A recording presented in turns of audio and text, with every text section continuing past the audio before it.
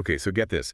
Retired General Mark Milley, chairman of the Joint Chiefs under Trump, and Biden too, for that matter, he's out there calling Trump a total fascist. And that's not even the half of it. You sent in this wild article from The Hill, all about his claims in this new Bob Woodward book, War. Should we just dive right in? I mean, it's definitely got people talking, especially with Woodward's, history. He's uncovered some pretty huge stuff in Washington. When you write something this explosive, people definitely pay attention. Yeah, no kidding. Hmm. But fascist is a pretty serious accusation. What would make Milley use a word like that, especially about a former U.S. president? Well, it's not like Milley just throws that word around lightly. He actually goes on to call Trump, and I quote, the most dangerous person to this country. And the way Woodward lays it out in the book, it really seems like this fear comes from a whole pattern of behavior. Interesting. Okay, so let's back up for a second then. The article mentions Trump having a total meltdown when those retired admirals, McRaven and McChrystal, criticized him publicly. That feels like a good place to start, just to get everyone up to speed. Right. So just as a reminder for our listeners, McRaven, the guy who planned the bin Laden raid, he wrote this scathing op-ed about Trump. And then McChrystal, another highly decorated general, goes on CNN and calls Trump immoral, flat out. Oof. Yeah, that's got to sting. Well, Trump was furious. He saw it as a total betrayal, obviously. And get this, he demanded that Milley and Esper, who was defense secretary at the time, that they take care of McRaven and McChrystal. Take care of him. What does that even mean exactly? It sounds kind of threatening. Yeah, it's definitely a little ominous. And Woodward's reporting is that Trump literally wanted to punish these guys. Never mind that they're retired, they have a right to free speech. But Milley and Esper pushed back. They argued that going after retired officers for speaking their minds, that'd be a really dangerous precedent to set. I mean, it makes sense. But Trump's not exactly known for backing down when he feels personally attacked. So how did that whole thing shake out? Well, Milley was in a tough spot. So basically, he tells McRaven and McChrystal to, stand down for their own good, like, please stop poking the bear. He was worried about what Trump might do. Wow. So even back then, years before January 6th, before any of this new stuff, Milley was already concerned about Trump, about him potentially retaliating against people who criticized him. Seems that way. And if you fast forward to Milley's retirement speech, that concern has morphed into full-blown alarm bells. He straight up says, we don't take an oath to a king or a queen or a tyrant or a dictator, and we don't take an oath to a wannabe dictator. Not exactly subtle. And those are the comments that got him death threats, right? The article mentioned something about bulletproof glass at his house because of the blowback. Yeah, unfortunately. Which, if it's true, really speaks to how real this danger is, at least from Milley's point of view. And it gets even more unsettling when you consider this other detail from Woodward's book about Steve Bannon's hit list. Oh, right. The article mentioned that. It wasn't just Milley, though, right? Who else was supposedly on this list? Basically, anyone Trump saw as disloyal. Milley, Comey, McCabe, Esper, even Bill Barr, the former attorney general. So there's definitely a pattern here. Trump, flying off the handle at any criticism, demanding total loyalty, wanting to take care of people. And then Bannon, his, right-hand man, turning that into an actual list. It's chilling stuff.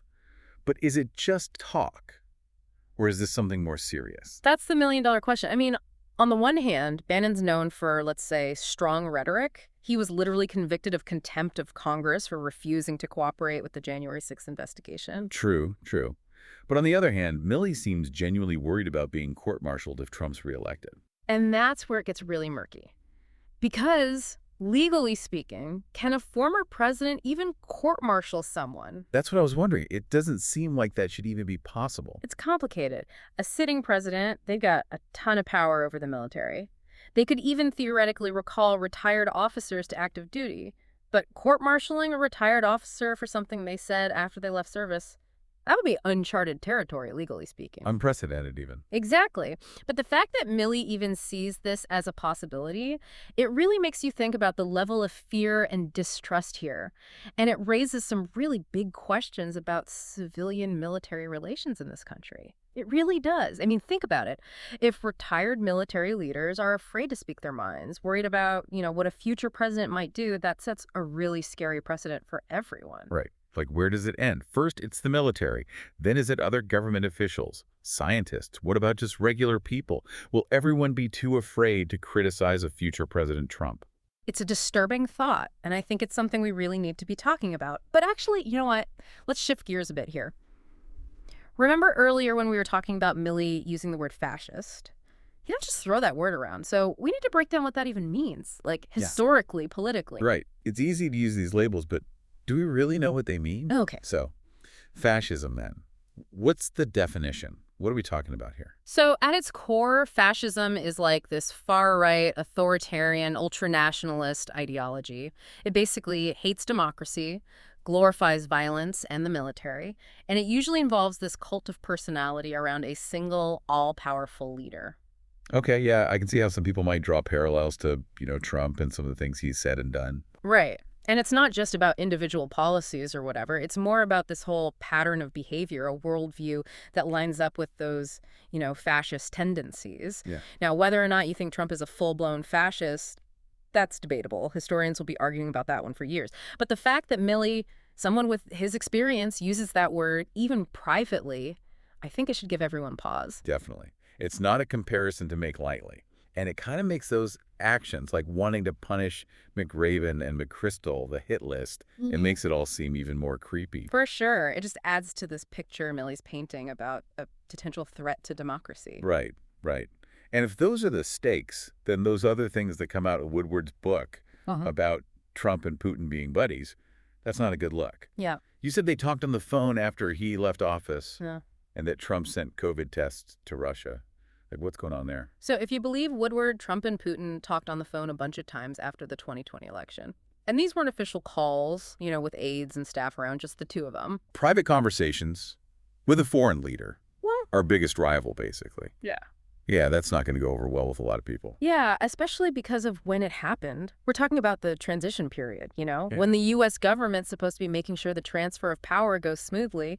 Plus, remember, this is after everyone agreed that Russia interfered in the 2016 election to help Trump. Ugh. Okay, so many questions. What were they even talking about? Were they just, catching up?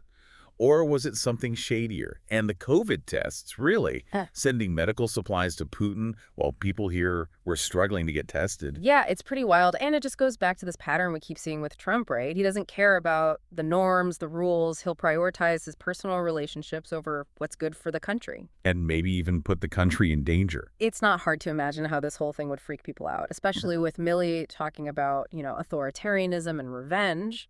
It's a lot to take in. I feel like our listeners are probably feeling a little overwhelmed right now. What's the takeaway here? How do we even process all of this?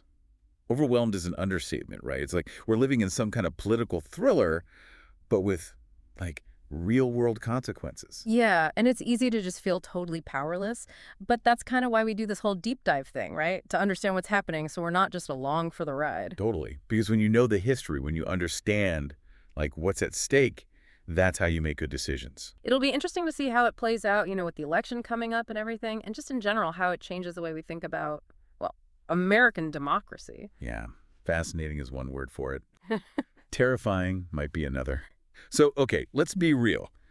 We covered some intense stuff today. I mean, accusations of fascism, hit lists, secret phone calls with Putin, people being afraid to speak their minds. It's a lot. It really is. But I think the most important thing to remember as we wrap up here is don't let it become normal. Don't get so caught up in the shock value that you forget what this all means. What does it say about where we are as a country? And where we're going next. Exactly. Because if a former four-star general, someone who was literally in charge of the entire military, if he's calling a former president a fascist, and if he's worried about getting in trouble for saying so, that should tell us something. That's a conversation we all need to be having. So thanks for diving into this with us today, everyone. For more mind-expanding content, subscribe to the Daniel David Allen YouTube channel, where RoboCast is posted every weekday. Until next time, Stay curious. keep asking those tough questions.